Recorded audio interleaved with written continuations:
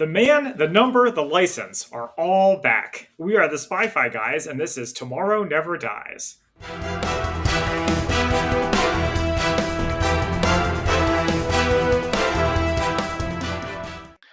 Hello and welcome back to the Spy-Fi guys, where we cover spy facts, spy fiction, and everything in between. I'm Zach. And I'm Christian.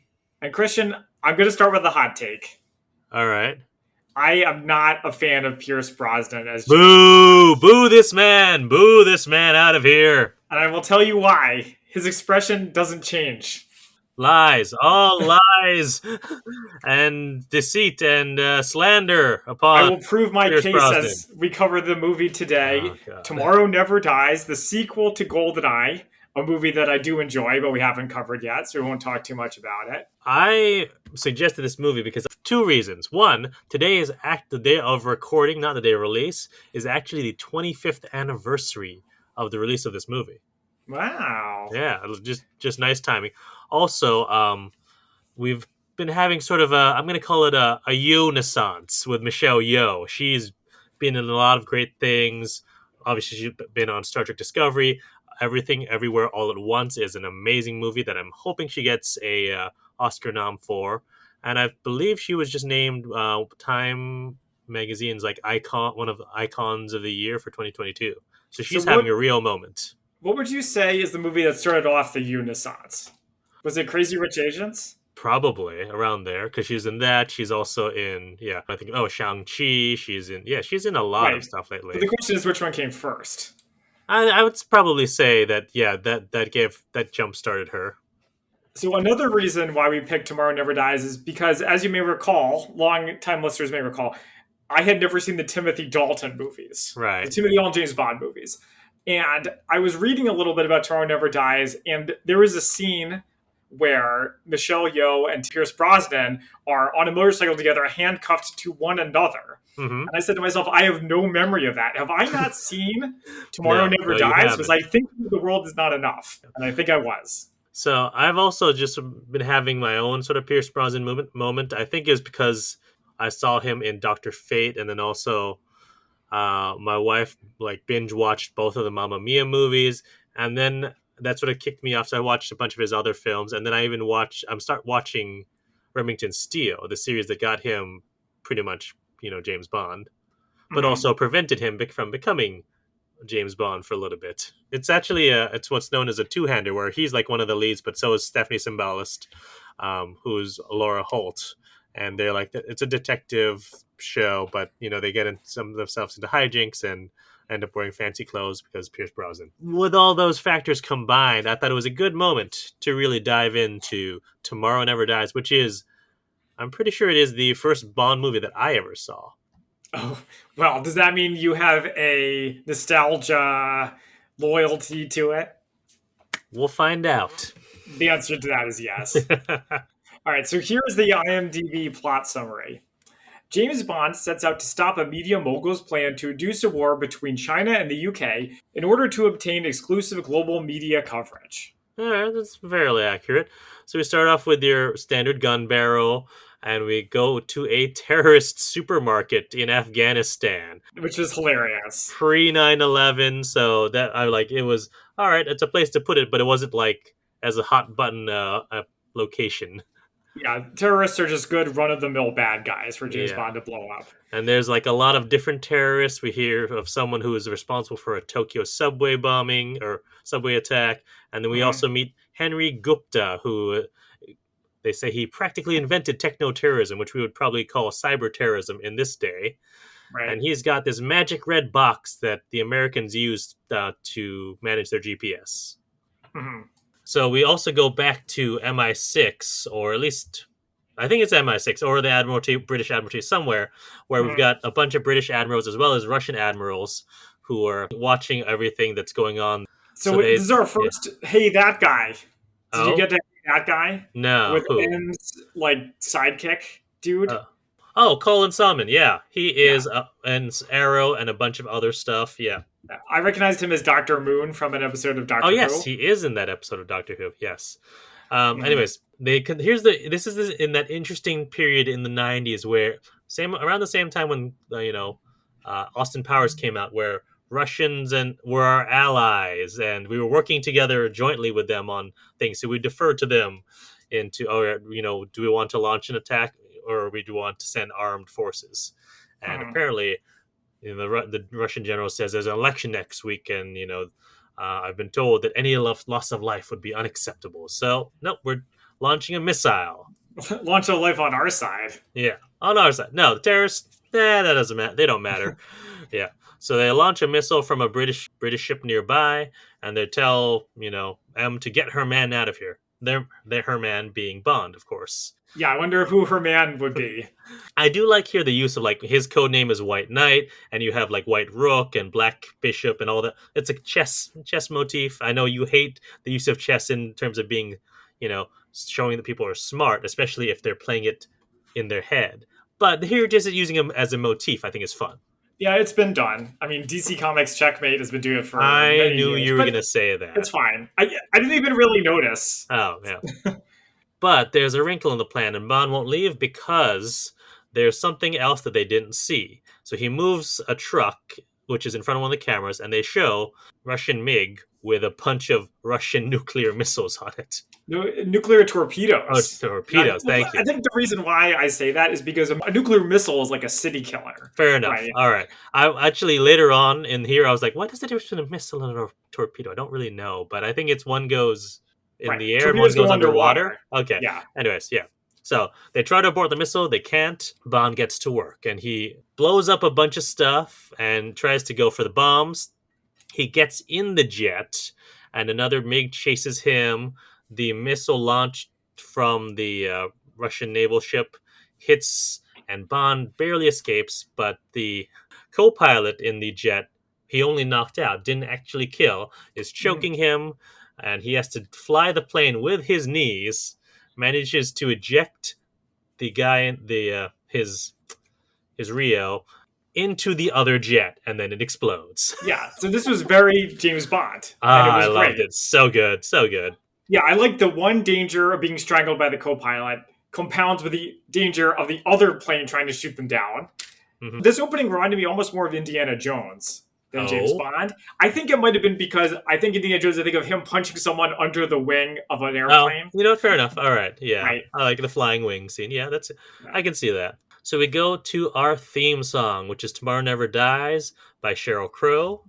Mm-hmm. This song is fine, but there's a better song. There's a better song elsewhere in the movie? In the end credits. Okay. Which is called Surrender by K.D. Lang. If you listen, all of the beats and tones and tunes from that song are actually interwoven into the main score, not Tomorrow Never Dies. And it's because it was supposed to be, but the theme, and David Arnold, the composer, this is the first time he was composing, worked it in, and then the producers found out they could get Sheryl Crow, and she's a bigger name, so out with that one, in with this one. As is tradition for James Bond, yeah, to get big names, even if the song itself is pretty generic. But I did like one of the lyrics, which is martinis, girls and guns. Yep. So it's a bit on the nose, but that's James Bond for you. I do still like it, but I just like Surrender better. And in this, there's a lot of X-ray imagery as well as electronic imagery. I do like the imagery of like they're showing a Walther PPK that's under an X-ray being loaded, and so you see the bullets going in and everything like that. So that's cool. So after the theme song ends, we go to the HMS Devonshire in the South China Sea. They're having a confrontation with some Chinese MiGs. The MiGs claim that they are in Chinese territorial waters, whereas the Brits claim that they're international waters. Wow, this is so relevant. Like, this could be happening right now. So over in the Carver Media Group in Hamburg, we see Mr. Gupta with the magic red box, and he's using it to manipulate the Devonshire into thinking it's somewhere else. Somewhere Tom Clancy is very happy. I would say, this is a very Navy-heavy movie, which, I am very happy with, so... Yeah, a lot of it reminded me of the end of The Man from U.N.C.L.E., where they're on the ship and they're firing missiles constantly. Yeah. Nearby in the South China Sea, we have a stealth ship. In charge of the ship is a super Aryan-looking guy named Stamper, who's reporting in to Elliot Carver, who's the aforementioned, media mogul. Played by. played by Jonathan Pryce. Do you know him from anything? Many things, including Miss Saigon, but of course, he is the father in Pirates of the Caribbean. Oh yeah. Wait, who is he in Miss Saigon? He's he was on stage. He was the other guy, the one who's like the trying to Frank? make money all the time. That guy. No, not the engineer. He's Vietnamese. Yes. Oh, that's problematic. Yeah. But Jonathan Price should be used to that by now. Ayo, that's a spoiler for later in the episode. Yeah. That's a deep cut. I'm surprised you know who these people when they do Broadway. I'm impressed. I mean, sidebar. I had never seen Miss Saigon, and it happened to like I think it was on one of the Broadway like streaming services, which Uh-huh. for a period of time we had. So we watched it, and then it was one of those ones where they have like a 30th or however many year anniversary, so they bring back all the old cast. So they brought back Lea Salonga, they brought back Jonathan Pryce. Yeah. Okay. What's his face? Stamper is reporting into Carver. The MiGs are making another pass, and as they do, the stealth boat launches a sea drill like missile, or a missile like sea drill. Torpedo. Because it goes underwater. Torpedo. As Thank we you. established. Yes. And so the Brits think it's a torpedo that's dropped by the MiGs. It goes through a few decks, but doesn't explode. So it's just sort of chomping its way through the decks. It turns at like 90-degree angles. Right. And the Brits send their last position to the Admiralty and abandon ship. So I must say, this whole scene is very James Bond. Okay, Yeah. You've got the Cold War, you've got manipulation, you've got super weapons, you've got the bad guy, you've got the henchmen, you've got the army of henchmen, you've got red shirts dying by the truckloads. So why didn't I like it? I don't know. I don't understand because I mean. You have your big action scene at the beginning, and then this is sort of like, all right, this is setting up plot, and this is probably why you didn't like it, because there's no James Bond here. It's just plot setup. I didn't dislike it. It was holding my attention. The whole movie held my attention, and this part in particular, I was just kind of like, all right. Devonshire is sinking, and the MiGs leave. The stealth boat fires a missile at the MiGs and hits one of them. And there are also survivors in the water. And as Stamper goes to see the survivors, Carver is playing with headlines and says he needs to know from Stamper how many survivors were there. Apparently there are 17 who he shoots with ammunition, which is the same type as used by the Chinese. Okay, so this confused me. Yes. Because he said, I want you to have 17 survivors to tell the tale? Or was that just implied? No, neither. Oh, okay. It's how many survivors, and those are how many who were murdered by. They're playing off as them being murdered by the Chinese government. But then he also says they'll never find them because they're out of position. They'll never find the actual ship. The ship. Okay. And if you notice when Stamper's firing that gun into the water with the survivors, there's a cameraman right next to him, so they have footage of this. So I guess they're hoping that the authorities will never think to ask them where they got their footage from. No, they can just say we have our sources. We protect. Sources are protected. Yeah. All right. Yeah, that works. And as this is happening, divers also go to the wreck of the Devonshire to retrieve something. Right. Now, back in Hamburg, Carver's having a meeting. Basically, this is a 90s Zoom meeting. Where he is talking to all of his heads of his different divisions. We've got the news guy reporting saying there's a bunch of different things happening in different places, including a plane crash in California. We've got the software guy reporting saying, oh yeah, this is my favorite one. As requested, it's full of bugs and people will be forced to upgrade for years. Yeah, this movie's taking a lot of shots, a lot of contemporary shots. And I must say, James Bond villains have been doing Zoom calls for years. Just with super advanced technology. No. Usually they're like big board meetings. This is the first one where it's like video screens of everyone. Yeah, before they became ubiquitous. Yeah. And as he's having his big board meeting, Gupta comes in, gives him the news, and Carver says, "Hold the presses. As a curious quirk of fate, we have the perfect story to launch my new, global media empire." Right. He comes off very nice here. He says thank you to this random minion who gives him something. Yeah, that's Gupta. So he's nice to him because he needs him. Right. And then he says gentlemen and ladies to everybody else. He tells them all what's going on, and we cut over to Oxford, where Bond is having a study session with a Danish teacher Yep. when his phone goes off. And yes, that was a euphemism, by the way, Oh for my those who god. have not Don't seen the start. The film. movie's bad enough. Yeah, so his phone goes off and it's Money Penny. Apparently, there's a situation at the Ministry of Defense, and they're sending the fleet to China. And here's where the cunning linguist joke. I was like, James Bond, this is a step too far. It's too far. So right after you get, Moneypenny saying you've always been a cunning linguist, you get a don't ask, don't tell joke between Moneypenny and M. It's a product of its time. Oh wow! Admiral Roebuck, the admiral from earlier, is insisting that the Devonshire was where they reported. Says that GPS doesn't lie, but apparently MI6 picked up a signal on the frequency that could have affected it, and M wants to investigate. So it is kind of neat how this movie is like a mystery Mm-hmm. rather than say we know the bad guys here, go kill them or anything like that. Yeah. Except we are a step ahead of Bond in a way because we know that it's Carver behind this. Isn't that fairly normal though? Not always. Uh huh. Right. Like Skyfall, you don't know who exactly is behind all the things going on. Other ones, not necessarily. Like even in Doctor No, going back to that, we don't necessarily know who Doctor No is or what he's up to until like an hour and 20 minutes into the film. Yeah, and then sometimes it turns out that who is behind it is just some dude and no one cares. But here, yeah, I like this, and so right when M is almost winning them over to give her a lot of time to investigate, Bond enters with the newspaper called Tomorrow, which is Carver's newspaper. It says that 17 British sailors murdered. So now everyone's riled up, and we're definitely sending the fleet, and M has 48 hours to investigate. Okay, so what do you think of this plot? I like it.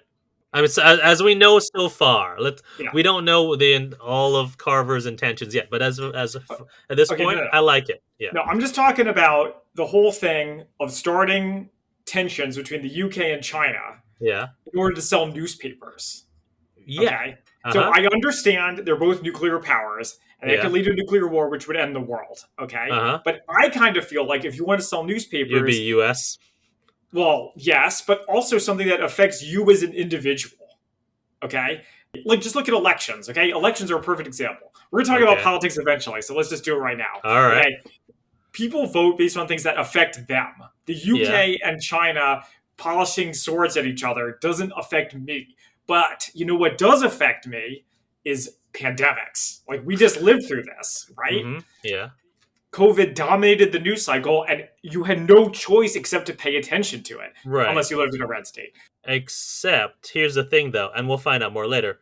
Yeah. His entire goal is not just to sell newspapers. As it turns out, yeah. But that was what I'm thinking at this point, before everything has been revealed. Yeah, fair. So, yeah, you had a thought, and then you'll find out later that that's not the entire plot. Yeah. But no, you're definitely right that he would have been better off doing a confrontation between the US and China just simply because there are more people who live in the US. Yeah, right? But I mean, it is a James Bond movie. It's a James Bond movie, so it's got. I mean, there have been times where, Doctor No. Going back to that, it was starting a war between Russia and the U.S. because of the toppling of their missiles. So it's been done, but I like. Well, he's bringing in the British, Navy because James Bond is a reserve officer in the British Navy, so that makes sense bringing that in.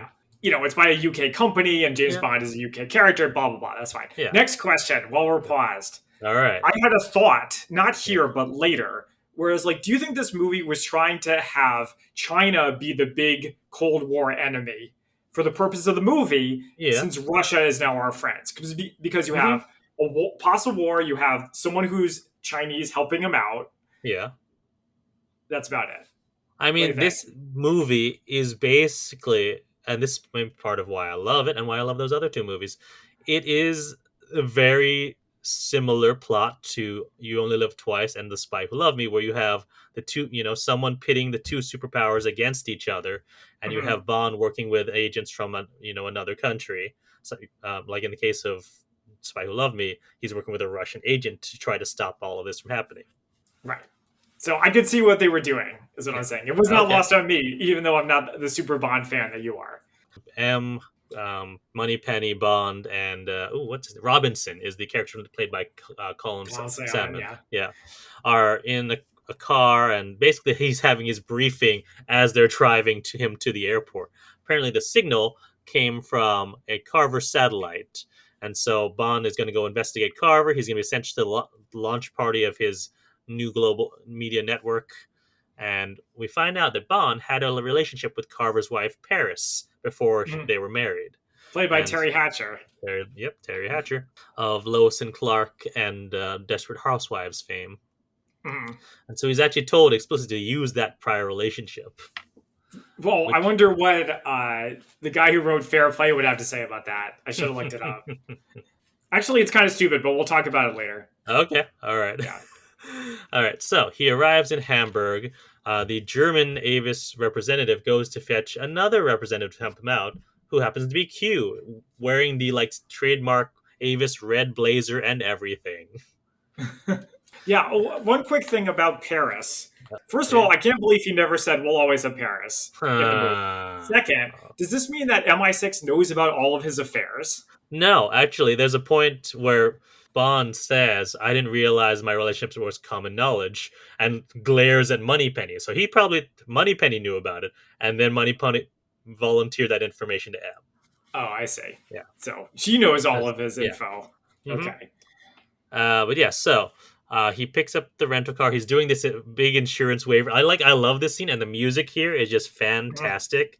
But I actually recently bought a new car, and as I was You did? filling out my insurance, yes, I couldn't help but thinking this part where Q is asking, "Do you need fire protection?" Yes. Property destruction? Yes. Personal injury? And I was like, as I was feeling I couldn't help hearing and then even hearing the musical stings as I'm filling out this paperwork. Unfortunately, Christian, I'm going to be a little bit of a sarcastic grump, a Yeah. Scrooge concerning this time of year. Uh, And I was just like, it's not his car. He's not paying for it. So all these are just dumb jokes that don't even make sense in the context of the movie. Boo this man. Sorry, it's how I feel. And Fun. I'm not It's going to hide supposed to it. be fun.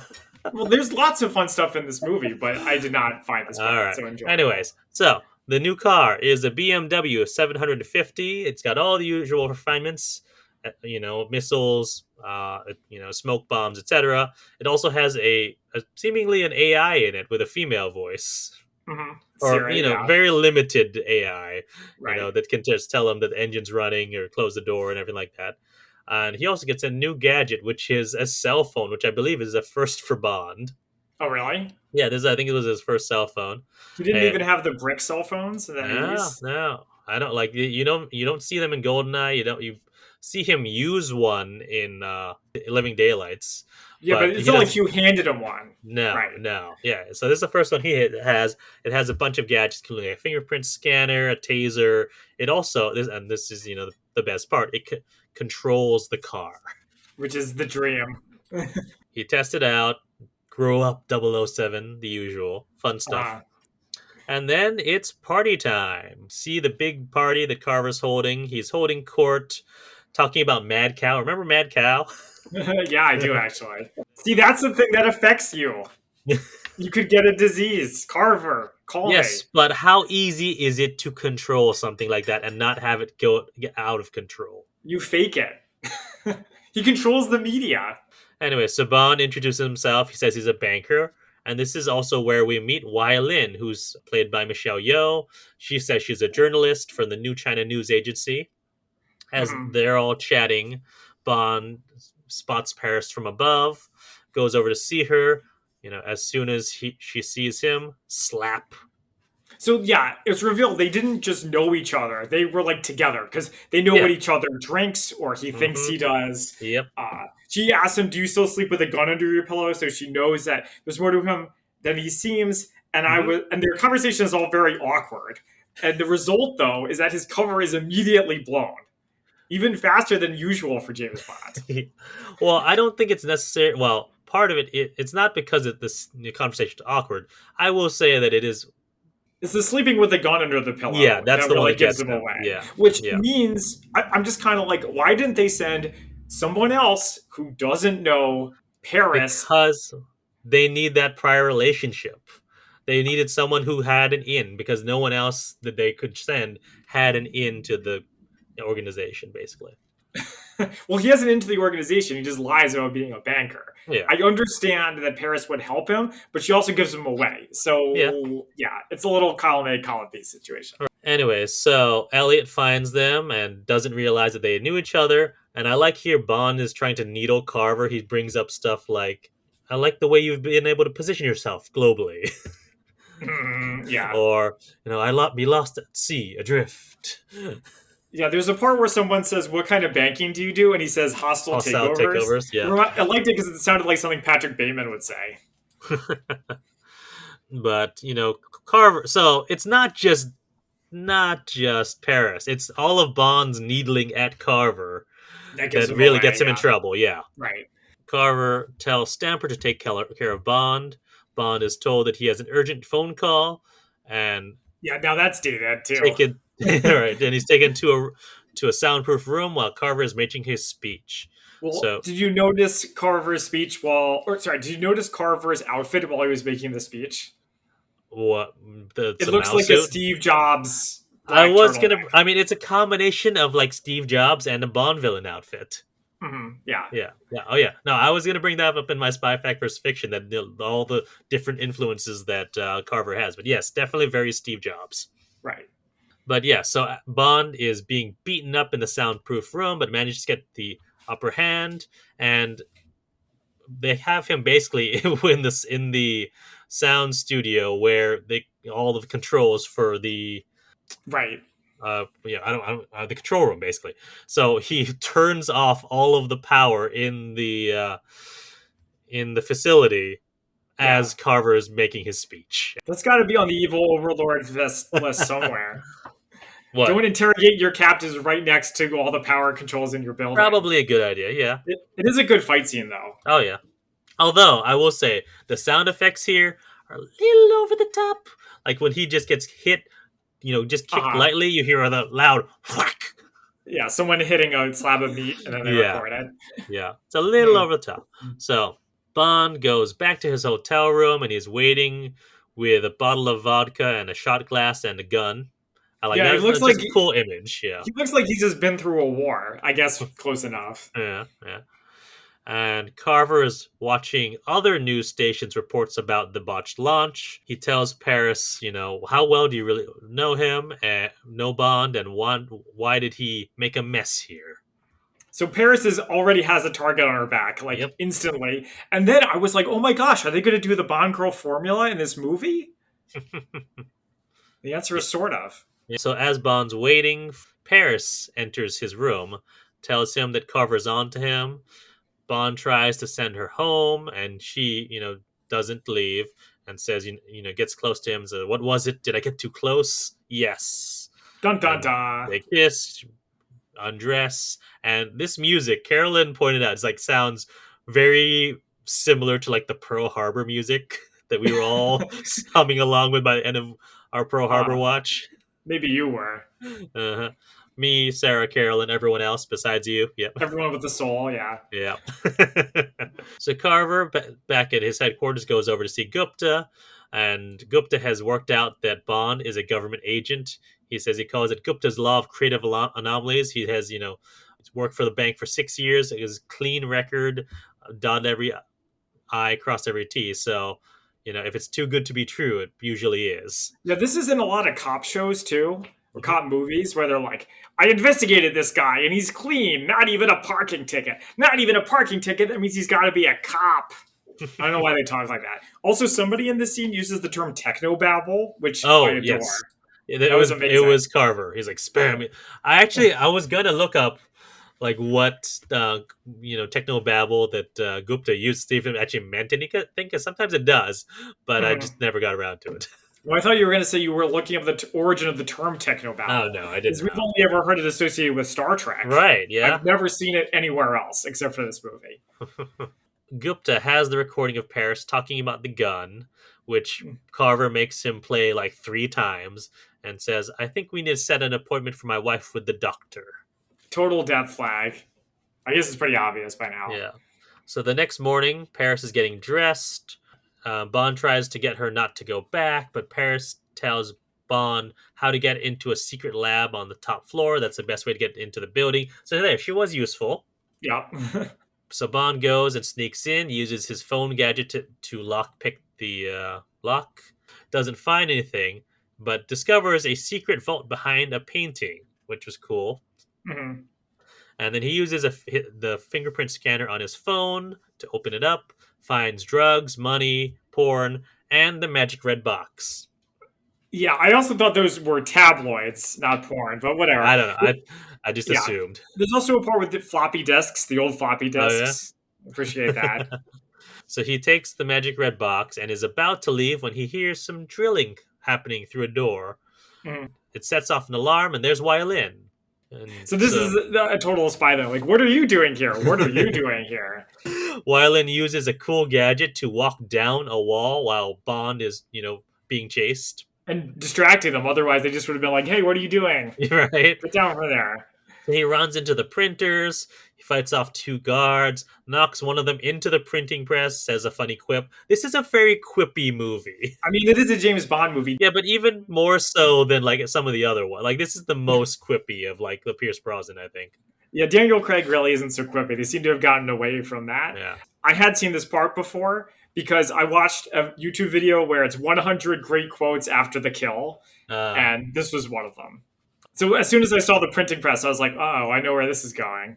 There's another little chase. He gets into his car, and as soon as he gets in, he gets a call from Carver, who says that you have two items that belong to me: the red box and my wife in your hotel room. Nice. Well, also, it's nice how Carver like immediately knows what's going on, Mm-hmm. who to reach and how to reach him, etc. Mm-hmm. So Stamper is watching from like on the rooftop as Bond pulls into the garage. Bond locks the red box in the glove compartment. It sets the security system on. Did you like how there was a new gun in the glove box too? Mm-hmm. Yeah. A new Walther, yeah. I also had a question of why is this garage not connected to the hotel? Must have cheaped out. Right. Anyway, so Bond enters his hotel room to a news report about Paris's death, and which states that she was found with the body of an unidentified male with a self-inflicted gunshot wound to the head. Yeah, I think this was supposed to be very creepy, and it was a little creepy. Yeah, I mean, it's creepy enough that, Mhm. like, oh, what the tomorrow's news today? Right. So we meet Dr. Kaufman, who's there to kill Bond, and apparently this report will go out in an hour. Mhm. As this is going on, Stamper's goons can't get into the car, so he calls Dr. Kaufman, who asks Bond to unlock the car. Bond tricks him with the gadget phone, activates the taser instead of unlocking the car, and gets the gun away from Kaufman and shoots Kaufman in the head. So, hey, the news report still works. Okay, can we talk about Dr. Coffin for a second? Sure. What do we want to talk about? I think he's supposed to be scary. He's scary, but he's also kind of goofy. Yeah. Well, he's goofy because he gets a call from the henchman. He's like, "What do you mean you can't do it?" We call the Auto Club. You need to commit one way or the other, whether he was goofy or scary, I felt. Eh. The idea is great because he says he's a professor of forensics, so he can make it look like an accident, or he can make it look like a suicide, rather. Yep. He's like expert marksman, so he seems like he should be cooler. Yeah. I didn't feel like he was. I mean, this guy, I think the actor's name is Vincent Chiavelli, if I recall. Yeah. He's a brilliant character actor. So I just loved seeing him pop up here. He certainly looks like a character actor, put it that way. Ooh, ouch. Hey, whatever. It's fine. Anyway, but I do like the way that Bond engineered it so the report still stands.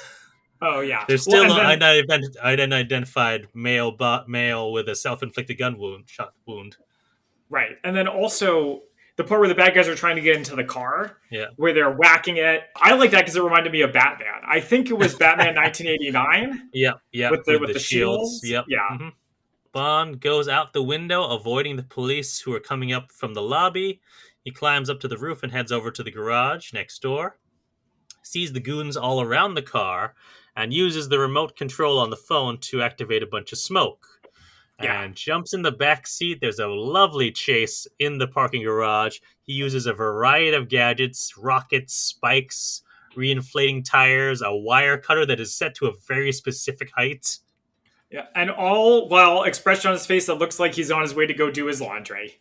No, no, his expression on his face is pure glee. Like there's a Pure moment. glee? I didn't Yes. get Oh, that. yes. No. Okay. Rewind the tape. The moment where he had the spikes. That he had set for someone else, but he went around. So now his own car is actually hit with the spikes, and then he Uh, presses the button to reinflate the tires. He's just so gleeful and happy and having so much fun. in a very understated James Bond kind of way, of course. No, no, this is like the most fun you see Pierce Brosnan have. I think. All right. Well, this scene does go on very long. Can we agree Yeah. about that? Sure. Yeah. So, no, actually, no, I disagree. This goes on the perfect amount of time. It's a very fun car chase, Uh, and escalating with rocket launchers and everything else like that. And so he grabs the red box, jumps out of the car while still driving it remotely, drives the car to the roof, and launches the car straight into the Avis rental car office across the street. where he got it from. So he returned it. Yep. And yeah, no, he's got a very satisfied look on his face after he does that too. Yeah, and I sure hope there weren't any innocent bystanders standing right in front of that That's why. Avis. That's why as soon as he went off the roof, he is honking the horn, making sure everyone got out of the way.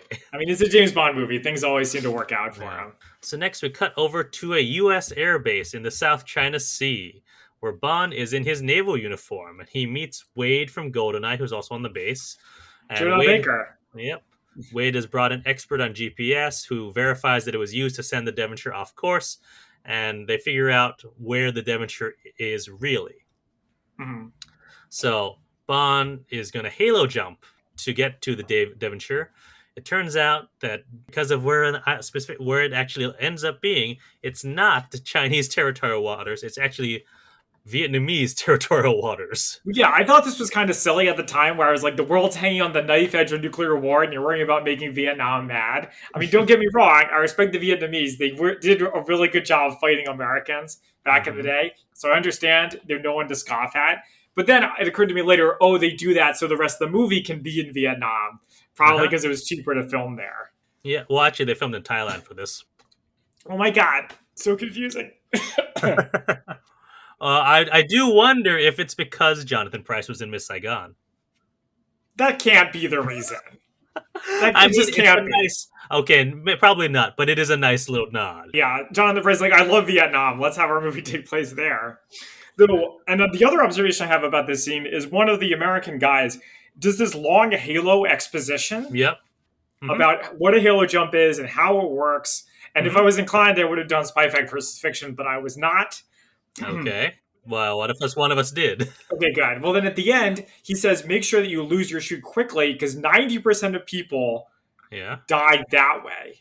And it made me think oh, is James Bond going to come close to dying that way? No. He's fine.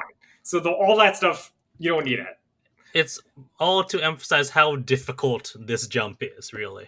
To make it seem more impressive. Jumps. He goes through a bunch of clouds. Have we talked about this before, about my skydiving experience? No. I mean, I'm sure we've talked about it. No. No? Really? We never have. Oh, so I've gone skydiving. I feel like I've told you this joke. Yeah, it was my cousin's 21st birthday. He said, instead of getting drunk, I decided we should all get really high. Oh, yeah. Actually, you have told me that. That's right. He was actually buddies with the pilot who took us up and got us I think about 3 miles in the up. So we were higher than than we were supposed to be, and also it was a little cloudier than it was supposed to be too. But they decided to take us anyways. Right. So, in theory, that clouds are made up of water. Right. So you got wet, is what you're saying. No, what you feel is, think about it as they're basically contained water. If you go through them, it's the same feeling as if you were getting hit by a pellet of water hitting at terminal velocity. Yeah, that's so too bad. It stings. Yeah, that's probably why he had that thing on his face. Yeah, I did not. That's very I had short sleeves on. It hurt more than I was expecting.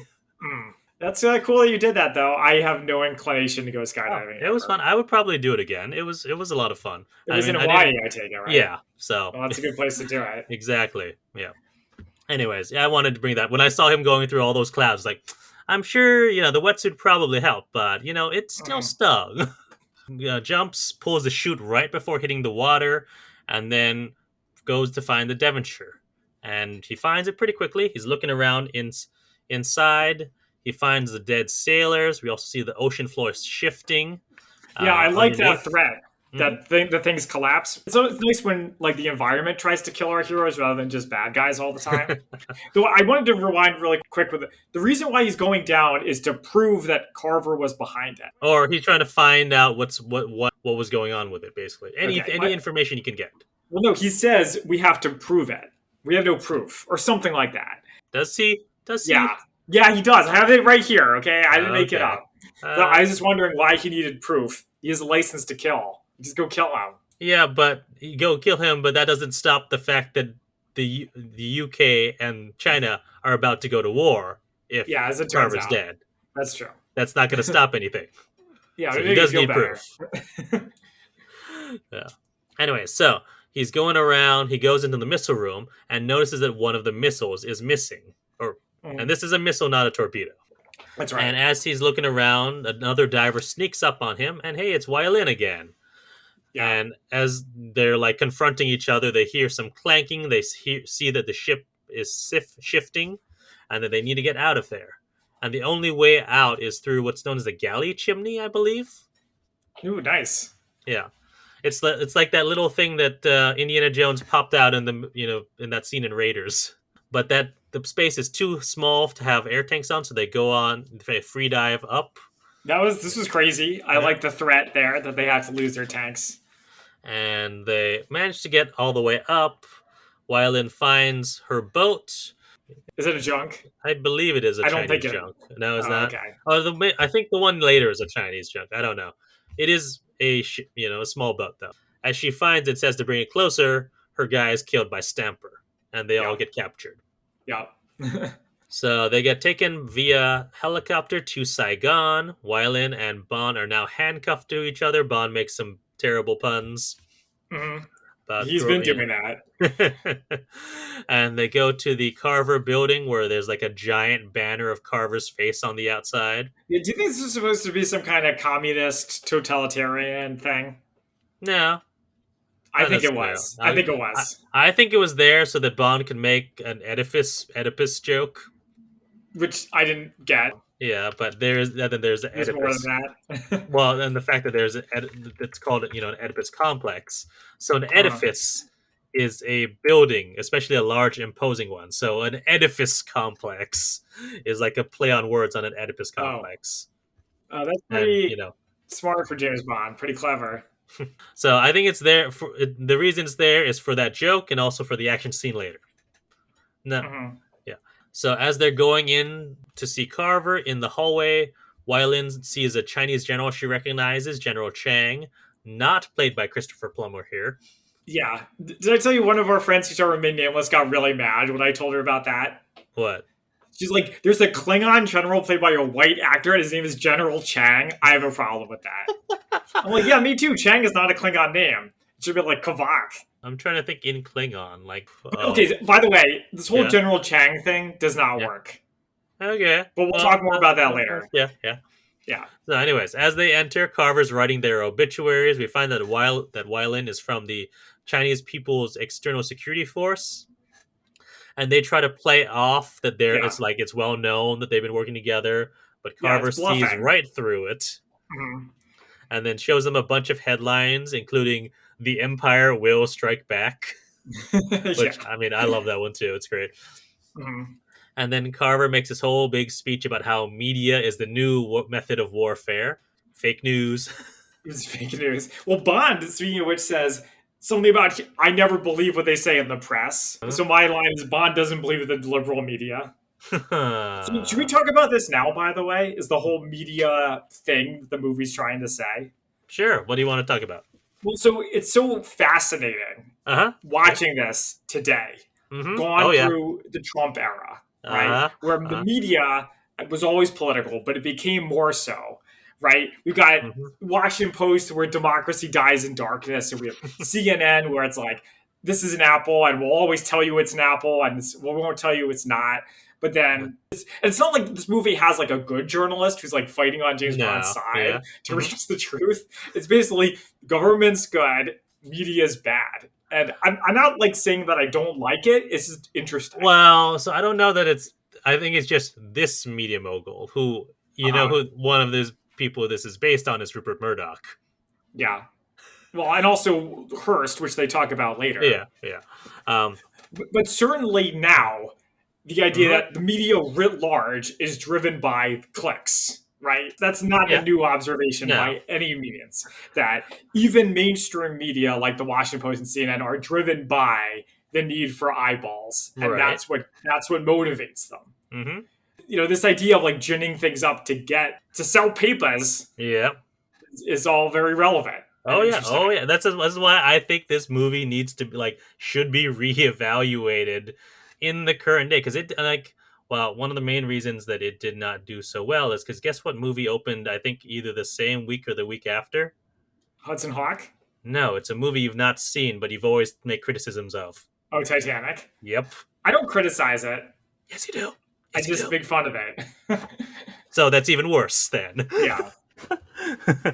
Yeah, I don't know if I would go so far as to say it should be reevaluated, but things that make me think I like. This part made me think, so I appreciate that. Yeah. All right. Where was it? Oh yeah, there's also I never noticed this line here, but Carver, I've never noticed this line before. Carver makes a joke about how he's have reached more people than anyone save God himself, and all he managed was a Sermon on the Mount. It's I never noticed that line before. Yeah, Carver's to say you're bigger than Jesus. You want to. There you go. I have one last thing about the whole media politics thing. Oh no, go ahead. Be my guest, because that is what this is about. So yes, let's talk about it. Yeah. So something else of a product of the Trump era I had noticed, and this was true before, was where journalists become the story. Right. Right. So journalism and activism are starting to blend. Mm-hmm. And Carver is not an activist, but it's all about him. It's not about the story. Right. In fact, he created the story. Yeah. No, yeah. Exactly. I mean.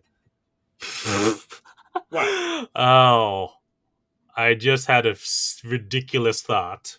Well, share about what this is like. What's it like? This is like controlling trade routes to get yourself elected to the Supreme Chancellor. It's nothing like that. This is much more interesting.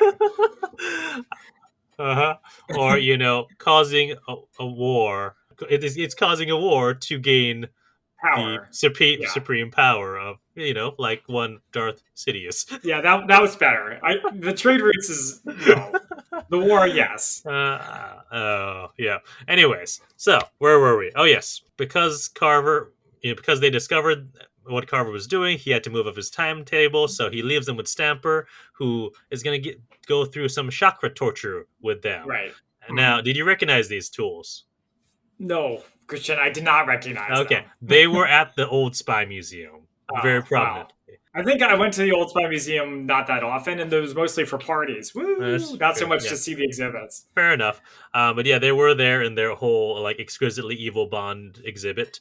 We'll post photos of them because I have photos of them in our social media, and also they do have. I mean, since we're talking about it now, they actually do have in their big exhibit on propaganda in the New Spy Museum. They do have a section talking about this movie. Oh, okay. Yeah. All right. Which because they have a bunch of paper, I think it's either infographics or something, and they have a newspaper of the newspaper Tomorrow. I was like, wait a minute, flip it around. Hey, yeah, it's Tomorrow Never Dies. Do you have today's copy of Tomorrow? I'm surprised they didn't make some kind of joke about that. I mean, or then at the end of the movie, Carver's dead, but his paper lives on. Get it? Like Tomorrow Never Dies. We'll talk more about the title later. Yeah. Bond causes a distraction, throws one of the torture tools at Stamper, stabs in the leg, grabs a gun, shoots up the place. They go out the window. They use cables and the giant banner to go down the building. So this was great because it reminded me of something Jackie Chan not only would do, but has done in other of his movies. Yeah. And then they crash through the window. And I like the very sort of nonchalant, once they come in and it's just a regular office, they brush off their shoulders, hello, coming through. There's also some good parts where they're ready, go, and then they go together. And it's ready, jump. Yeah. This is good. Yeah. So fight scenes and chase scenes, especially in James Bond movies, they need something to mix it up. Hmm. Luke Skywalker and Darth Vader swinging lightsabers at each other in a corridor is fine. But what if they swung lightsabers at each other while they were standing over the edge of a 1,000-foot cliff? Similarly, James Bond driving a motorcycle away from bad guys is fine. But what if he's on a motorcycle while having to navigate around Michelle Yeoh, who's attached to him? It makes things way more interesting. So yeah, so we go. Yeah, basically the next scene is the motorcycle chase. Here's a fun fact: Mm-hmm. that whole scene where they're fighting over who's supposed to be driving is real. The Uh-huh. director told both of them that they were supposed to be the one who's driving. So when they're Great. fighting over it, that's real. Yeah, it looked great. It was really funny. So they have this great chase through Saigon, crashing into stalls and trucks carrying bottles. Um, they at one point jump it over a helicopter, which was a stunt they did for real. Not really Yeah. Michelle Yeoh and Pierce Brosnan, but stuntmen did that stunt. Mm-hmm. And at one point they get to a dead end where a chopper. So this would This not is have stupid. happened. Okay, well, okay. Let me hear why. So well, let me Sorry. describe it, then we can. But So yeah, by all means. so the chopper is tilted at a 45-degree angle forward. They slide under the chopper into a controlled what do they call it? A controlled slide. Slide. Yeah. Yeah, they throw a clothesline into the rotors and crash the chopper. Now, the chopper would not have stayed in place like No. that. It would have No. gone forward. Yes. Is It's that why you stupid. thought it was stupid? No, it's just kind of stupid. Like, obviously, a good stunt flight looks really good, especially because Yeah. it's not CGI. So I Mhm. like that. But they got him trapped. Michelle Yeoh even says, "We're trapped." Yeah. And the bad guys have guns, but instead they choose to fly their helicopter to try to cut them apart. And they did that earlier. You skipped over it, but they did it Oh in a yeah, they did. crowd Yes. full of Yeah. people. Mhm. It's just ridiculous Hollywood like schlock. Wasn't there some Okay, fair other enough. movie where they tried to do that? Was it a Mission It Impossible? was the first Mission Impossible where you're like, Yeah, all right, he's got Ethan Hunt on the end of the train, and yet he yeah. decides he's going to try to chop him with the rotors. Thank Yes. you. Thank you, past self. You're right, past self, and present self is right again. Yeah, I mean it's fine. I mean it made for a good action scene, but no, it didn't make the most sense. That's fine. Yeah, if you want them to kill the chopper using a grapple hook, then just have them like dodge around it. Like it's shooting and then they're dodging like a No, video I game or like the something. dive underneath it. I mean, the I dive like was that. cool too. I Yeah. mean, if you want to have them dive under something else, I don't know. Okay. Whatever, it's fine. Anyways, so they escape. There's an outdoor shower where they're both rinsing off, So why were they rinsing off? Is it because they ended up in that tub full of dirty water or like a shallow well or whatever that or was. something like Yes, that? yeah. Yeah. And they're like complimenting each other's skills. Lin uses a earring lock pick to get out of the handcuffs and locks uh, Brosnan or Bond onto the shower. Lots of bad puns about off the cuff, linking up, Right. etc. Yeah, we get the "I work alone" cliche. Yeah. It's like, Lin heads to a safe house, and Bond is trying to find her. A bunch of goons invade her safe house, and she fights them off in a very, very good fight scene. This is her stunt team. So this is basically, hmm. I think the stunt coordinators were like, all right, let's show us what you can do with these guys, and he was like, all right, let's choreograph all of this. So I think she did like most of the choreography for it. Yeah, I like martial arts movies. And this looks really good. Yeah. And so Bond helps like knock out the very last goon. We find out that apparently General Chang stole stealth material, and Lin thought that they were, building a stealth plane, but nope, it was a stealth boat, which was apparently the only way they could have gotten that close to the Devonshire. So they Yeah. decide to team up and form both their governments. There's a funny joke here with the keyboard with Chinese characters on it that Bond does not know how to type in. It reminded me of the Bat computer from Batman 66, which hits a button and all of these flashing panels show up. Yeah. It was a little silly, but whatever. I also enjoy Bond playing with the Chinese gadgets. Oh, and almost killing himself a bunch of Yep. times. Mm-hmm. It would have been nice if she got to use some movie, but whatever. Fair. Well, she had one. Set up and pay off. It's part of screenwriting. Eh, they pay off one gadget from there, but she doesn't get to use it. It's Bond, with like the Right. new. Well, yeah. Yeah. Anyway, so they figure out sort of which bay could hold the stealth boat. They're all bays that are controlled by General Chang. So they find it finally in the last cove of the bay, Mm. and Great they scenery. use their dinghy to get in underneath the stealth boat and plant some bombs, so it's going to be visible on radar. Okay, quick question. What did Yes, the stealth ship remind you of? I don't I will know. tell you what okay, a The big Tumbler from Batman hold Begins? on, no, No. no. A big rectangular shaped ship sitting Uh, in water and it's hidden. It reminded me of the hollow ship from Star Trek Insurrection. I have not You don't wasted a remember second thought on Star Trek Insurrection in about a decade. that? Okay, well, that's what it is. Anyway, so as they're planting the bombs, the stealth boat is going between both fleets. Carver launches missiles at each fleet to bait them into starting a war. While Lynn gets captured by Stamper because Carver notices her on the security cameras. That was absurd. All right, That the he should have security known. was not paying attention, and that's why they were able to get that far. Yeah, well, I mean, there's a lot of other stuff going on. No, They're trying to this is start a one job. war. Yeah. Oh, I like that Carver calls out, "What the hell do I pay you for?" Yeah, like all great villains, Carver is brought low by incompetent underlings. Yeah. I like this though. Bond uses the body of a guard to trick Stamper into thinking that Bond is dead. I like how he throws it into the water, so Mhm. Carver's not going to go, or not Carver, Stamper is Stamper, not going to yeah. go try to find it. Yep. Yeah, And then so Carver has Wylin brought to him. He's monologuing. He makes a joke about how Bond is heading to the bottom of the South China Sea as his new anchorman. It took me until this watching to get that was like a newscaster joke, an anchorman. yeah. He also calls Wayland the girl, which I've commented before. I don't really Yeah. like that. It's very And this is regressive. where he becomes even more problematic when he's like mocking my This is Wayland's martial absurd. arts skills. Although his kick when he did at the end, pretty high. I was impressed. He's very flexible. Must have been all Yeah, that Broadway training. Why do probably. the movies we cover keep having Asian racism in it? Anti-Asian racism in it. It's so Uh, weird. This is like the fifth one. because it's out there I guess so. I guess so. and it's not great. At least with Harriet, like we saw it coming. But Uh, this one and Hudson Hawk. that's all the '90s period. Oh, I wonder when Hudson Hawk come. '80s and '90s. Yeah, it was Mm, just out there.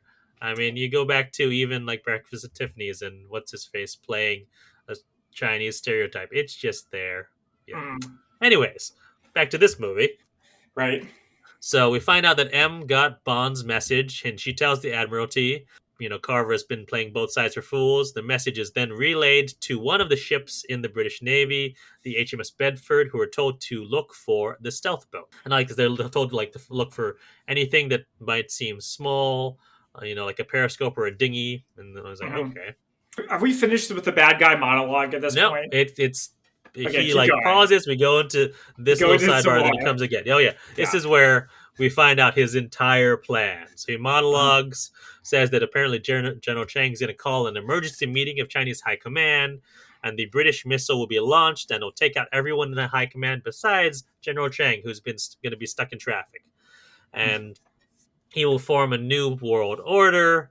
And Carver, what does Carver get out of this? Exclusive broadcast rights in China for the next 100 years. So yeah, so he makes money. He gets to sell papers, like I said. Well, it's not just that; it's Chinese money, which at that time was big. I mean, even nowadays, think about how much pandering has been done in the past to the Chinese, film Right. audiences because China's money it was big. Yeah. I hate being such a cynical adult now. Like in this movie, it's pretty clear they're not trying to pander to China, even though No. there are Chinese characters in it and Hmm. it takes place there. Like nowadays, it would feel a lot more cynical, right? So that being said, while I have the floor, Okay, sure. the whole General Chang thing Yeah, is not well executed. fair enough because you see him once. Yeah, Yeah, you right. see him once for like 2 seconds, and then they just talk about him. It's a lot Mhm. of telling, don't show. That's fair. It's entirely fair. Yeah. Like while he's monologuing, could we see him and General Chang like shaking hands or something, or like scheming, just so we have an idea of who this guy is? Yeah. And No, like, that's fair. what happens to him at the end? Does he get? I assume he gets arrested. Again, we don't see it. Yeah, in the novelization, which I have read, previously, not Uh, specifically for the podcast, but I did read it. Yeah, he does get like there's a whole separate subplot with him that he gets arrested, but it wasn't necessary in the movie. But also, yeah, you're right. There could have been another way to play that. yeah, I feel like it probably was on the cutting room floor and they had to make some edits, and that's Mhm. why all that weirdness is there. Bond grabs Gupta and proposes a trade. Gupta for Wylin. Apparently, Yeah, Gupta's work is now done and the missile's ready to go. So Carver just kills Gupta. yeah. He also makes a comment to Stamper, "So much for German efficiency." So he's an equal opportunity racist. Yes. So Bond, thankfully, has a backup plan. He uses his watch to set off a grenade that he had placed near a bunch of gas tanks. Yeah, didn't he do this in Goldeneye? He tried to do it; it doesn't work. And then he does it again at the end, Yeah, successfully. it would have been nice if the mines had looked the same. The iconic proximity mines from Yeah, Goldeneye. yeah, that would Yeah. have been nice. But it was a grenade, so it's a little different. Wylin gets loose in the chaos, and because of that big explosion, the stealth boat is now visible on radar. Yeah, it's all falling apart. Yeah. I love it. So Wylin is in a corridor, and she's taking out some guards with some very impressive crescent kicks. Those are like, damn, those are good. Yeah. Because Do you like her shoe shuriken? I was about to talk about that. That sounds like that's the one gadget that she kind of Uh, had. Yeah. yeah. She meets up with Bond, and they make a plan. Wyland's going to go to the engine room to stop the ship, whereas Bond is going to go to stop the missile. And meanwhile, the Navy is shooting at the stealth ship, Yep. which I loved. I like it when they do that. See the stealth boat now on radar. They message the Chinese fleet. China declines to participate, but tells them good hunting. hmm And so they can't get a radar lock, so they have to do this the old-fashioned way, which is basically like what you would do in Battleship. You Start shoot shooting around at it. It was great. Yeah. So Wylin is going off to the engine room. She's firing 2 MP5s at the same time. Dual wielding, so 90s. Shuts down the engines. It's now dead in the water, so easier for the HMS Bedford to take them out. Did you like how apparently her just shooting a computer a bunch of times with a gun stops the ship completely? I'm good with that. I'm fine with that. Yeah, it's Hollywood. And I mean, nowadays, even systems are so dependent on computers that it probably would work. And they are known to break for no reason, That's even true. when they're not shot by a gun. Although progressive maintenance could, cause the opposite effect too, and actually just fix it. There you go. Also in Hollywood. Yeah.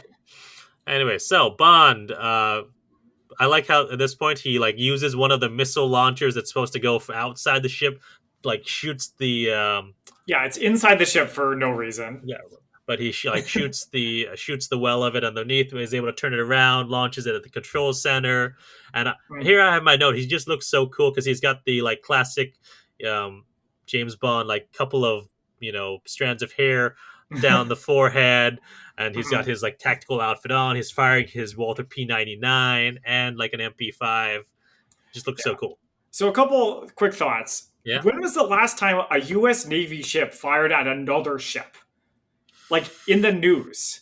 I can't remember it ever happening, except for that one time Obama killed all those Somali pirates. I don't know.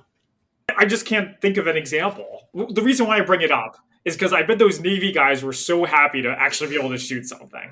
Yeah. It must have been ecstatic. I know that the USS Missouri got retrofitted for one of I think both Gulf Wars. So sometime around then.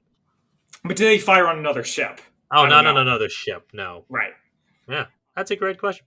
So then my other observation here, and I know I brought this up before, yeah, and I should look up who said it, but the quote that video games turned James Bond from a suave super spy into a gun-toting commando. Oh, yeah, no, I will push back on that because even as early as You Only Live Twice and Spy Who Loved Me, there's scenes just like this where he's got to, or even, On Her Majesty's Secret Service, where he's wielding a machine gun and just mowing down a bunch of goons. Right. They don't go on quite as long as this, but at that point I'm just nitpicking. The point is he still is a commando. Yeah. And I will say that this is probably the last, actually with the exception of No Time to Die, this is the last movie which has Bond going into, from this point, 1997 until 2021, there's none of the other movies had Bond just going into a villain's lair, taking out a bunch of goons. shooting everybody in sight. Yeah, Yeah. yeah, up until all the way until No Time to Die, and that's Wylin. After taking out the engines, is cornered by a couple of guards. She has 2 bullets left. Hits 2 gas tubes to cover her escape, and is able to get away. The HMS Bedford hits the stealth boat. They keep firing it. They get the call to abandon ship. Stamper goes after Wylin on the order of Carver, who says, "Have you tried checking the engine room?" Sarcastically. Yeah, well, Stamper is like, have you found a girl? Go kill the girl. I'm like, first of all, the girl again. Second, that's what you're worried about. What about your like ship falling apart, Right, dude? right. What about your whole plan coming unraveled in front of your very eyes? Yeah. So Bond recovers from the explosion of the missile and does a nice Tarzan swing on some chains Yeah. across the water. But Mhm. then Carver gets the drop on him. And Carver is not threatening, even with a No. gun. But Bond happens to be right in front of the controls for the sea drill, turns it Mhm. on, and uses it to turn Carver into mincemeat. What goes around comes around. Stamper has Wylin captured and drops her in the water. Stamper and Bond fight. Bond drops the missile on Stamper's foot and Well, he traps it. Yeah. yeah, tries to kill Stamper by stabbing him in the arm and the chest. Not working. Stamper has him held over the water by his vest. And I like this. Bond pulls the knife out of Stamper's chest to cut himself out of his tactical vest. Yeah, creative escape. And swims to go rescue Wei-Lin, gives her the breath of life kiss. So I did not love how many times she was the damsel in distress in this movie. Like So, once or twice is to be expected. It was she saves twice. her life 4 times. Okay, well, no, they name them 4 times. I can't even think of them. So they've got the Devonshire. We've got What do you mean? the. She's not a damsel. She doesn't rescue her. No. Okay, fine. They both realize we need to get out. And All right, we get right here. Yeah. We get earlier. Yeah. When with Gupta with the gun to Gupta's head. Sure.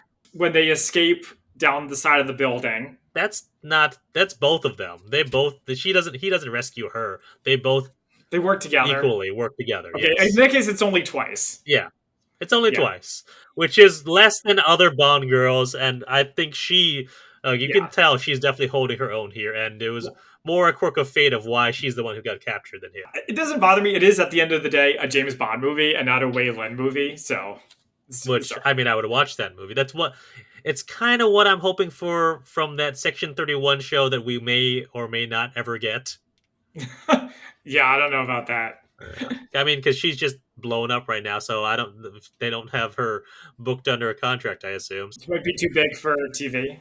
Maybe, who knows? But all the big actors are going to TV, so I don't know. True. Yeah. Stamper explodes. Wylin is revived by the breath of life kiss, and then M gets a report that Carver went down with the ship and Bond survived. And Moneypenny takes a memo from M that Carver died on his private yacht. Yeah, that was a nice callback to all the obituaries from before. Yeah. The HMS Bedford is looking for Bond and Wylin, and Bond says, "Let's stay undercover." And we get that end theme that I like so much better than Tomorrow Never Dies. And we get the classic ending of James Bond making out with the Bond girl in a raft. Yes, which we do. I always like. Yep. And with that, our movie ends. All right, so now it is time for our spy fact versus fiction. Always my favorite section. Do you want to go first? You can go first. What do you have? All right, so I'm going to begin with the media. All right. Just some statistics from Gallup.com, a poll in 2022, excuse me. 34% have a great deal or fair amount of confidence in media. Interesting. All right. 38% have no trust at all. Wow. Yeah, and that outpaces a great deal, fair amount for the first time. But it is heavily divided along political lines. Of course. 70% of Democrats, 14% of Republicans, and 27% of independents trust the media. Huh. Interesting. William Randolph Hearst. Okay, all right. So the movie cites its sources. I was going to talk about this if you weren't. Okay, so there's a part where Carver quotes him as saying, "You furnish the pictures and I'll furnish the war." Yep. Well, he misattributes it. He says provide instead of furnish. Furnish, yes. Right. So I was hoping that I could be the one to bring it up. I wanted to be the smart one. I hate it when the movie gives its sources away. Yeah. Of course, I knew it from Citizen Kane. Did you also know that from I Citizen Kane? I've actually never seen Citizen Kane. I know.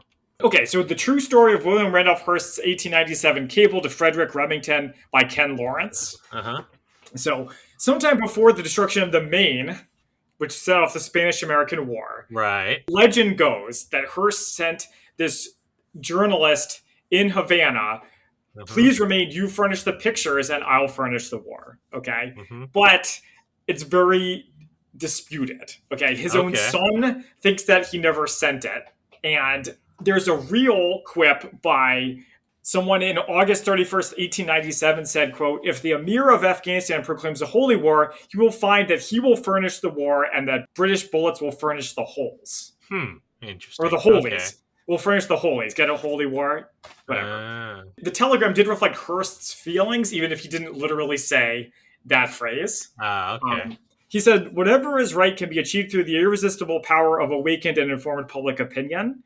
Our object, therefore, is not to inquire whether a thing can be done, but whether it ought to be done, and if it ought to be done, to so exert the forces of publicity that public opinion will compel it to be done. And by the way, there's a part in Daredevil Born Again where J. Jonah Jameson, the Spider-Man antagonist, has a big speech about the power of news. Because a newspaper has millions of readers and they can topple governments and they can do all sorts of things. By the way, according to Wikipedia, Hearst was a big supporter of Japanese internment during World War II. So maybe he and Carver have more in common than you think. Hearst also used his media power to demonize Japanese Americans and to drum up support for the internment of Japanese Americans. Eesh. Like, demonization of Japanese was common, but Japanese Americans, that's different. Well, no, that's exactly what's going on with internment. Okay, so moving on, Wayland says she's part of the People's External Security Force. Mm-hmm. That is fictional.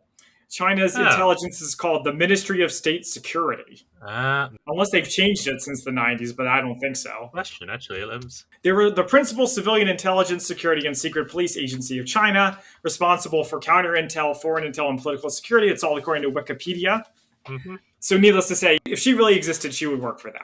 Yeah. And then there's an article in The Atlantic called Chinese Characters Are Futuristic and the Alphabet is Old News. Chinese has 75,000 individual characters. Mm-hmm. So people are like, how are you supposed to make a typewriter or a computer with that? Right. So there's an interview with this guy named Tom Mulaney, a historian of modern China, where he says, in layman's terms, a Chinese keyboard works the way Google autocomplete does. Huh. Really? Where if you hit a button, it's not one button equals one letter. It's one button starts the beginning of a character, and then it starts to predict what character you're going for. Fascinating. And then you keep typing to get closer to the one you want. It's actually, according to him, maybe more efficient and definitely uses computers in a way that's more fitting of their great power, great computing power, than just one letter equals one stroke of the key. But at this point, like, we're not going to change. No. It's going to be pretty tough to get people to change. And then finally, from Steve Jones on Quora.com, what happens if you blow up a nuke without properly detonating it? He says, if you use a sufficient amount of explosive, it will just blast it to pieces and scatter it around, which could be dangerous if there's plutonium or something in it. But in order to create the critical mass, you would need to basically use it the way it's supposed to be used. All right. That's the short answer. So that's what I got. So the original title of the movie was not Tomorrow Never Dies, but Tomorrow Never Lies. What? That's even worse. No, it makes more sense because it's saying that the newspaper Tomorrow Never Lies. No, I understand that. Yeah, but what it makes more sense than Tomorrow Never Dies, because what does that even mean? It's like Annie. Tomorrow, you're always a day away. Like, tomorrow will always be there. Unless there's a nuclear war, I guess. Yeah, but what does that have to do with anything in the plot? Well, it's a universal truth. It's like die another day, or the world. It's like more like the world is not enough. The world is not enough is from Bond's family motto. Right. It's an assertion. It doesn't necessarily need to be tied directly to the plot, is what I'm saying. Yeah. So it was actually because of a typing error that it became Tomorrow Never Dies, really? and then MGM thought it was, that's an even better title. Let's keep that. Well, which one do you like better? I like Tomorrow Never Lies better. Okay. So, additionally, the original plot, or at least the proposed idea for the plot, was going to take place in Hong Kong because Hmm. 1997 is the year that the handover took place. Okay. But they realized that it would horribly date the film if they had it taking place during the handover, like, as a plot element. And also, if something bad actually happened during the handover, it would not be good for the film. Well, that's true. That's true. But I guess why couldn't they have it be in Hong Kong and just not talk about the handover? I don't know because they just didn't want to risk anything going on with that. Yeah, it would have disrupted filming if Yeah. something happened. So Yep. there you go. All right. So earlier in the film, when you have the terrorist supermarket, they mentioned that someone was responsible for the Tokyo subway attack. Now there was an actual Tokyo subway attack in March 20th, 1995. So only a few years before this film was made, Hmm. where domestic terrorists released sarin gas on 3 lines of the Tokyo Metro. This is from Wikipedia. Hmm. And it killed 13 people and severely injured 50 people. So I thought that when they mentioned the Tokyo subway attacks, like that seems too specific a reference to not be Right. real. Yeah, I had heard of that. What was their motive? I don't Do you remember. I know? just clicked away from the tab. Oh, okay. I think if I recall correctly, there was some kind of messianic like doomsday cult, Hmm. as opposed to some Interesting. kind of political terrorist or something like that. You are correct. Actually, I just pulled it Woohoo. up. Yeah. GPS is known as this from Wikipedia is the global positioning system, not the global positioning satellite, as they say in the film. Oh, I didn't know that. Yeah. And it's one of the global navigation systems that provides geolocation and time information for navigation. So that's what GPS is. I feel like around this time, every movie either had GPS or what's the thing in GoldenEye? Tom Tom. No. Oh The gadget, an EMP. So every yeah, movie around this era, be it The Matrix or Tomorrow Never Dies, GoldenEye, I had some explanation of either GPS or an EMP. the new high technology, I Uh-huh. suppose. Yeah. All right. So let's talk about stealth boats. Okay. So the stealth ships do exist. There was one that looks very similar to the stealth boat in this movie, known as the Sea Shadow or the IX 529, which is and this from Wikipedia. It's an experimental stealth ship built by Lockheed for the U.S. Navy. It was built in Hmm. 1984. So before this movie came out, I think it. When was it decommissioned? In 2006, actually, but it was never saw active duty. So it was only a test. One of their newest class of destroyers, the Zumwalt class, is another stealth ship. You may have heard of this one because the USS Zumwalt is captained by one James A. Kirk, and he made headlines because his name was James Kirk and he was captain of a ship. Oh yeah, I did hear about that. Yeah. So we also have the Halo jump, or the high altitude low opening jump. Origins date back to 1960 when the U.S. Air Force began conducting experiments that followed earlier work by Colonel John Stopp in the late 1940s on survivability for pilots ejecting at a high altitude. So the technique is used to airdrop supplies, equipment, or personnel at high altitudes where aircraft can fly above surface-to-air missile engagements through enemy Hmm. skies without posing a threat to the transport or load. But yeah, so we also have seen Halo jumps obviously in Mission Impossible Fallout, where Tom Cruise did one for real. Hmm. All right, I kind of touched on this in our discussion, but the Chinese broadcast rights, I couldn't find anything specifically on TV, or at least nothing that went into detail on how well, except for that they are restrictive in what they show. The most Right. I could get was about Chinese films, and from Wikipedia, they only allow 36 Western films each year. One of them tomorrow never dies. I don't think so. Now, according to a Variety article from a few days ago, Chinese box office is actually slowing down. Pre-pandemic, they would be worth billions of dollars.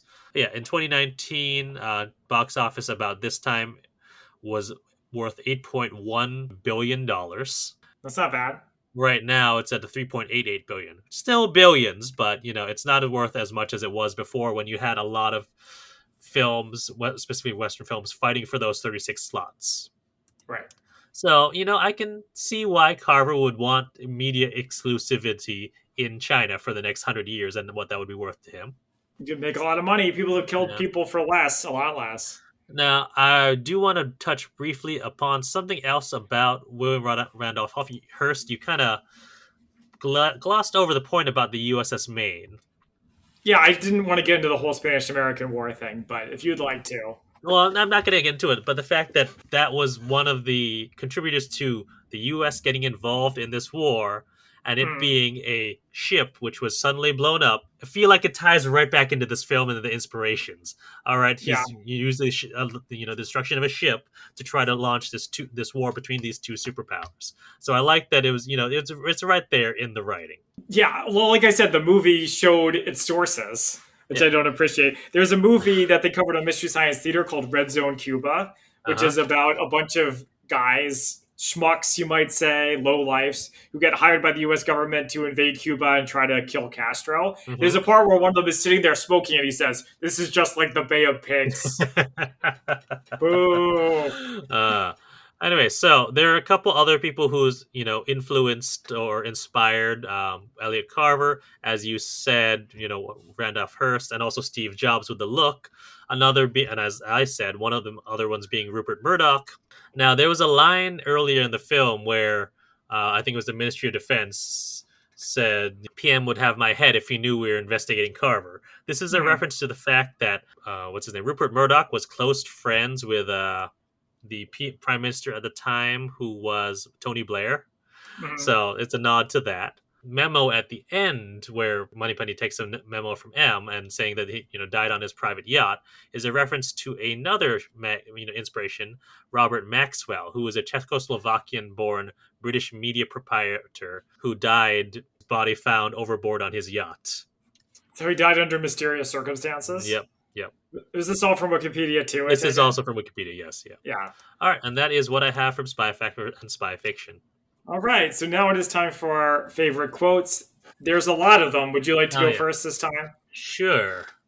I am a professor of forensic medicine. Believe me, Mr. Bond, I could shoot you from Stuttgart and still create the proper effect. Get it? He's German. There's enough plutonium to make Chernobyl look like picnic. You said in your thing, your Spy Factor vs. Fiction, it wouldn't detonate the bomb, but the plutonium would not be great. That being said, I don't know enough to really say. I don't know if that claim about Chernobyl would necessarily be true. No, Having seen the TV show Chernobyl, where that's it's just spewing radiation for weeks, yeah, yeah. Bond. It's the opportunities for travel that I like best about banking when he's in the water with Whale with In. Wayland, yeah. Yeah. Words are the new weapon. Satellites the new artillery. Caesar has legions. Napoleon had his armies. I have my divisions. TV, news, magazines. Bad guy monologue. And lastly, you forgot the first rule of mass media, Elliot. Give the people what they want.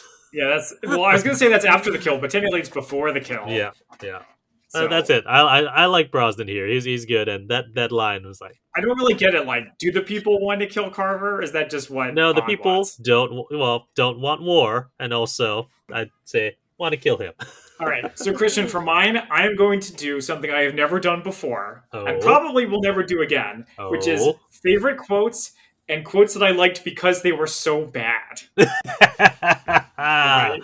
Oh, this could be a new segment because, especially for Bond films, because there are so many. I mean, I love them, but they're pretty cheesy. Okay. So, not including the ones that we've already covered, Yeah, with one exception. I liked "Can't your okay. people keep anything locked up?" in a reference to the Russian guy. Yep, yep. But then when Stamper is shooting the torpedo and he goes knock knock, was really bad. That made me groan. It was great when Arnold Schwarzenegger in Commando popped in, said knock knock, and shot everybody. But you, Uh my friend, are no Arnold Schwarzenegger. huh. Someone says there's no news like bad news, and then of course the cunning linguist one, which is so really Yes. bad. That same doctor, whatever his name is, the German Kaufman. guy. Yeah. Yeah, he says, "No, I'm a professor of forensics. This is more like a hobby." Killing people. One of my favorites because it was really bad. Stamper, again, about that same guy, says, "He was like a father to me." And it's just so Interesting role insincere. model. I laughed out loud about how bad it was. Also, when Bond says, "Let's take the highway," ugh, I groaned. He's my new anchor man. Surprised it took me till now to actually have that one sink in. Yeah. But you need to appreciate my sink in joke No, more. I got it. I got it. Okay, so a couple more ones I liked. Jordan Baker says, "We have no interest in World War III unless we start it." And then when Wei says he's a decadent agent of a corrupt Western power. Mhm. And then my last one, which is one that I like because it was so bad, is let's stay undercover. Okay. All right, so now it's time for our ratings on a scale of 1 to 10 martinis. 1 being Avengers 1997, and 10 being better than No Time to Die. How would we rate Tomorrow Never Dies? I think I have a suspicion about how you're going to rate I it. have a suspicion on how you're going to go as well. So why don't you go Hmm. first? We're like circling off here. Okay, so everything with Michelle Yeoh is amazing, but Okay. she's only in the second half of the movie in any real capacity. Mhm. All right, the villain kind of sucks. The henchman is terrible, and the plotline doesn't do that much to me. There is interesting ideas here, so it's not truly bad, Mhm. but it is like average to mediocre on the whole, in my Huh. opinion. All So I will right. give it 5 out of 10 martinis. Wow. All right. So this for me, this is classic Bond. This is the most classic Bond we've gotten since this movie, basically. I mean, Mhm. World is Not Enough is actually, it's good, but it's not this classic Bond of all right, you've got your villain layers, you've got your monologuing, bad guys, and your Aryan-looking henchmen. Right. Yeah, and obviously Die Another Day is just ridiculous and over top, and so it's not really classic Bond. And all of the Craigs I love and they're great, but they don't have.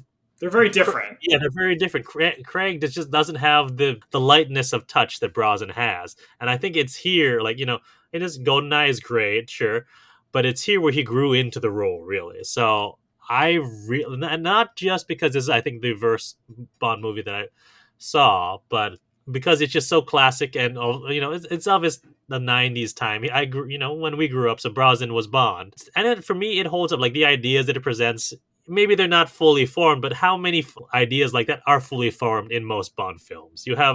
It'll touch on something of the moment, but it won't really, dive into it as you might want it to. Yeah, it's rare that you get a big idea like that. No. Certainly a James Bond movie. Yeah, so I enjoyed the fact of, all right, they're tackling the topic of media, which is more important now than it ever was before. I mean, you want to talk about. I mean, we didn't make this comparison at all, but you want to talk about someone who's an egomaniac who has now taken over a communications system and has been having terrible times with it. Mhm. I'm surprised we didn't talk about Elon Musk at all. I don't have an axe to grind against Elon I don't Musk either. I'm personally. just saying that in terms of like comparisons, it's there too. So Mhm. I think this movie, like I said, I think it should be reevaluated and put closer to the top of other of people's lists than usually where it sits near the bottom. So I'm Uh, going to give this an 8 out of 10. okay. Do you think part of the problem is people see it as the beginning of the end for pre-Craig Bond? No, I think it gets lumped in with World and Die as like, ooh, the bad Brosnan ones and the I don't think decline. World is Not Enough is a bad one. Actually, they think of they people like it more than they do Tomorrow Never Dies. I think they just see all three of them as kind of interchangeable. Certainly, Ooh. Pierce Brosnan did. He has that famous quote where after GoldenEye, they all kind of run together. Which is fair because they've all felt like if you think about how close they filmed, it was what 95, 97, 99, and then 2002. That Hmm. is very close together. So fair play to him. But nah, I don't know. Maybe I think. Well, I also think here's the thing about each Bond. When there's a new Bond, the last one will always sort of get lambasted when that new Bond is in play. But once that Bond leaves, then the Bond two Bonds ago will be reappraised and reevaluated, and you'll have a resurgence of like for this person. It's happening now for Brosnan, really. That's true. That's certainly something that happens with Star Wars, where current Star or Star Trek, like current Yeah. Star Wars sucks, and this the one 5 minutes ago was great, right? So shall it always be. Yeah, I think that about covers it for me. But yeah, I would say yeah, I highly recommend this movie. I think it's a lot of fun. It is. It's a breath of fresh air after the much more serious down earthness of the Craig films. It's a different feel. It's a different take, and I would say I hope Brosnan gets more roles. I mean, he like that he can just sort of play with. Watching him in Remington Steele and just his comedic touch. Yeah, it helps if you're a Michelle Yeoh fan. That'll get butts in the seats too. Oh yeah, oh yeah. Mm-hmm. All right, well, thank you for joining us. You can find us on social media at the Spy-Fi Guys on Facebook, Twitter, and Instagram. Until next time, I'm Zach. And I'm Christian. And we are the Spy-Fi Guys, signing off. Thank you for listening to the Spy-Fi Guys. If you enjoyed our podcast, please be sure to give us a 5-star rating on iTunes. The theme song from this podcast is Mistake the Getaway by Kevin MacLeod from Incompetech.com. Licensed under Creative Commons by Attribution 3.0. Films, books, and television shows reviewed by our podcast are the intellectual property of their respective copyright holders, and no infringement is intended. This is a personal podcast. Any views, statements, or opinions expressed in this podcast are personal and belong solely to the participants. They do not represent those of people, institutions, or organizations that the participants may or may not be associated with in a professional or personal capacity unless explicitly stated. Any views or opinions are not intended to malign any religion, ethnic group, club, organization, company, or individual. You can find our podcast on social media at The Spy-Fi Guys on Facebook, Twitter, and Instagram.